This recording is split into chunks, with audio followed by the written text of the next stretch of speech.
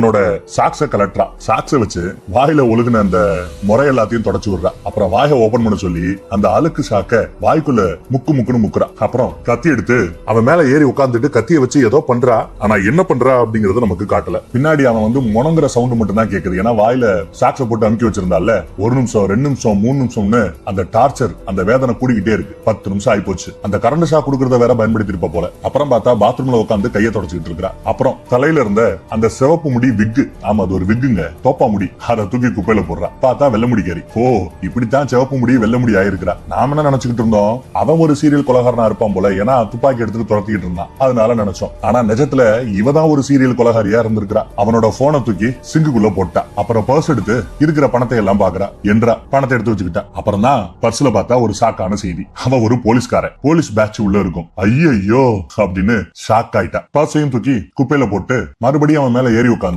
அவன் என்ன பண்ணிருக்கான்னு பாருங்க. நெஞ்சில பச்சை குத்துறாப்புல கத்தியால